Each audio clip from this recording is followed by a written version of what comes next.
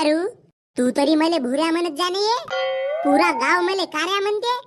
त्या 10 दिवसात 300 रुपयाची फेऱ्यान लवली लावलो. कमसे कम तू तरी मले भुऱ्या म्हणत जा. माझा कारू. पण कार्या, तू गण्यासारखा नको बोलू. तुझ्या प्राणी बघा ना भाऊ, हे ती काका करते तर पाहू तर दे.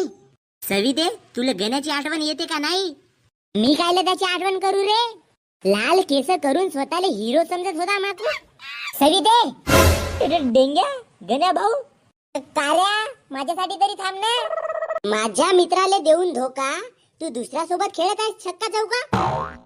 तसा नाही डेंगू. कोणती कमी केलं होतो बे इले. हगीज पासून तर शेंबूड पुसाची रुमाल घेऊन देऊ पर्यंत मी इले पोचलो बे. पाय गण्या, फालतूचे नाटक नको करू. नाटक तर तू करत असे. एवढे 17 लपडे करण्यापेक्षा धंदाच का नाही खोलली? डेंग्या, तोंड सांभाळून बोल, नाही तर का तोंडावर चुम्मा देशील. ये ना, दे ना मला चुम्मा. बे डेंग्या. नाही ना गण्या भाऊ, तू थांबे. मी पाहतो हे कशी देते तर मला चुम्मा. बे मोक्याचा फायदा घेऊन राहिलास का बे तू? हे पाय गण्या, आपला लपडा होता तर तुटला. आता मला तुझ्या सोबत अजिबात नशे राहायचा, तर मग माझ्या सोबत राह. डेंग्या, गेले काय हे? माय बापा गा, हे तर येती साहेब. ह्या अशा भेवकुड पोराले आपला बॉयफ्रेंड बनवलीस काय? माझ्या गण्या भाऊ मंदी का कमी होती? लवकरच थकते हा.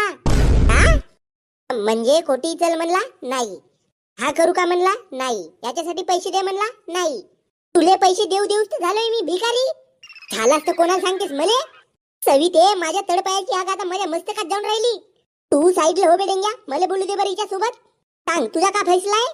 मला नशे राहाता तुझ्या सोबत. एक्का बादशाह क्वीन गुल्ल्या, मलाही नशे राहाता तुझ्या सोबत रसगुल्ल्या.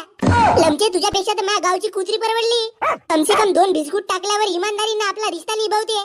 पण लमचे, तू बाईच्या रूपामध्ये नागिन आहेस. तू नागिन असा नेवला बनून डसीन ना तुले. फक्त आता सरकारी नोकरी भेटू दे मले. सरकारी नोकरी? हो, सरकारी नोकरी. तू धोका दिलीस ना मले. पाय आता कपारावर कापूर मांडून नाही बनीन तर IAS IPS. अबे गण्या भाऊ, आपली बाबू बनाची अवकात नशे. Direct IPS IAS. छुतिया कोटला. सविते, तुझ्या घरासमोरून लाल दिव्याची गाडी नाही घुमवलो ना मी. नावाचा गण्या नाही मी, गण्या. ये बात गण्या भाऊ, मला दिलीस ना तू धोका. पाय आता तू शेंबूड चाटून राह म्हणलो. असा भुरुम भुरुम करून तुझ्या घराजवळून बुलेट नेईन आणि तो गरम गरम सायलेन्सर त्या कार्याच्या ढुंगणाला नाचवीन. त्यानं बे तिकडे काटावर 12वी पास झाला ना आला मोठा येती. हा दिवस लक्षात ठेवतो सविते. तुझ्या माय बापाच्या खानदानात तेवढा अमीर नसेल जेवढा अमीर मी बनीन. इज्जती सकट विकत घेईन सर्वांले. लोपर साले, चल बे डेंग्या. प्रश्न क्रमांक 1, बाबर भारतामंदी कधी आला? हा बाबर कोण? आणि हा काय आला भारतामंदी? बे डेंग्या, तू बाबरला ओळखतेस का बे? ओ, पाकिस्तानचा क्रिकेट प्लेअर हो. अबे हा कधी आला बे भारतामंदी? सकाळच्या ट्रेननं आला असेल. बकऱ्या, बाबर म्हणजे मुघल साम्राज्याची स्थापना करणारा बाबर असेल. आणि तो भारतामंदी 1519 ईसाई मध्ये आला होता. बापरे आई, तू तर शिकलेली आहेस व. अंकाचा बापू, MPSC चे 2 अटेम्प्ट देऊ ना. तिसरा अटेम्प्ट दे ना माझ्या सोबत. मी तर म्हणतो तुला MPSC चा अध्यक्ष बनवायला पाहिजे.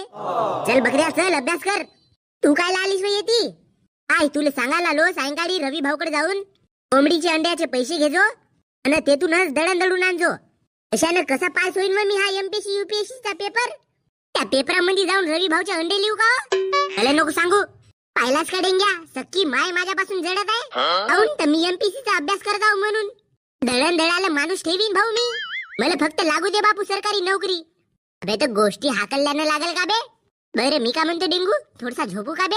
आलास ना आपल्या लाईनीवर. 8x8ची सब्बल आणला भाऊ मी. तू जर का झोपलास का इकडे तुझ्या ढुंगणातच कुचकतो. झोपना मना है गण्या भाऊ. आठवून सवी दिलं तू कर अभ्यास. तसा घेशील बे बदला जर का तू पेपरच नाही होशील पास. जय श्री राम. मुझे इस मिट्टी की सौगंध, मेरे आँख से खून भी निकल जाए तब भी मैं पढ़ाई करना नहीं छोड़ूंगा. हाँ, लगो लगो. थांबे, तोंड धुवून येतो. 2 मिनिट नाही झाले वाचायला लागलो तर झोप आली.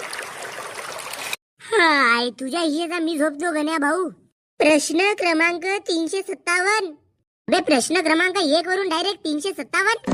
हे मधामधले प्रश्न हे आपले बाय हातचे खेळ आहेत. गुलगुले खाजवल्यासारखा हे प्रश्न सोडू शकतो. बस यही कॉन्फिडेंस